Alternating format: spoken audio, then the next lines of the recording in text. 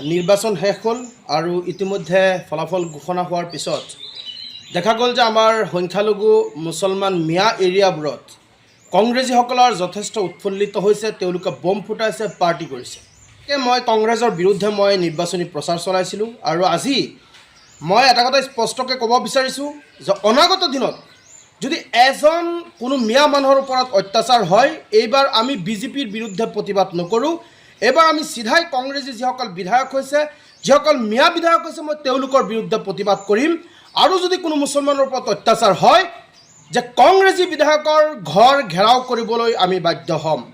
এইবাৰ আপোনালোকে দেখা পাইছে যে ইতিমধ্যে কংগ্ৰেছী বিধায়কসকলে তেওঁলোকে ছল বল কৌশল প্ৰয়োগ কৰি পেলাই ব্লেকমেইলৰ ৰাজনীতি কৰি পেলাই মুছলমানৰ ভোট লৈ কংগ্ৰেছ দলটোক তেওঁলোকে মিয়া দল বনাই দিছে। আজি যিসকল বিধায়ক হৈছে, এইসকল বিধায়কৰ ভিতৰত আসিফ মহম্মদ নাজাৰ, তানজিল হুছেইন, নুৰুল হুদা বা অসমৰ ভিতৰত 18টা সিটত মুছলমান জিকিছে কংগ্ৰেছৰ পৰা। তাৰ মাজত কিন্তু কোনো এজন ব্যক্তিক আমি আজিলৈকে বলিষ্ঠ কণ্ঠৰে মাত মতা দেখা নাই।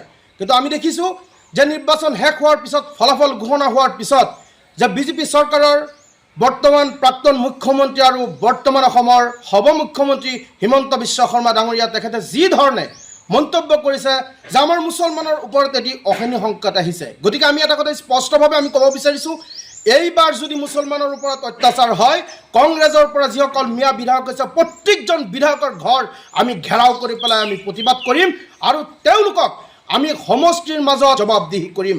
আৰু এটা কথা স্পষ্টকৈ কৈছোঁ, এইবাৰ যদি সামগ্ৰিক উন্নয়নৰ কাম মিয়া বিধায়কসকলে নকৰে, তেওঁলোকে কেৱল যদি চেলা চামুণ্ডা পয়দা কৰে, প্ৰত্যেকটো চেলা চামুণ্ডাৰ বিৰুদ্ধে, প্ৰত্যেকটো কামৰ বিৰুদ্ধে কিন্তু আমি RTI মাৰি তথ্য সংগ্ৰহ কৰিবলৈ সক্ষম হ'ম। আমি অতিকে দুখ পাইছোঁ, লাজ পাইছোঁ যি কংগ্ৰেছ দলে কৈছিল যে অসমৰ ভিতৰত তেওঁলোকে চৰকাৰ গঠন কৰিব, কেৱল আৰু কেৱল তেওঁলোকে মিয়া মুছলমান সংখ্যালঘু ঠাইবোৰতে তেওঁলোকে সীমাবদ্ধ আছে। গতিকে আমি কৈছোঁ যে এইবাৰ কংগ্ৰেছৰ যিসকল বিধায়ক আছে, তেওঁলোকে যদি কাম নকৰে, সেই ব্যক্তিসকলৰ কিন্তু খবৰ আছে।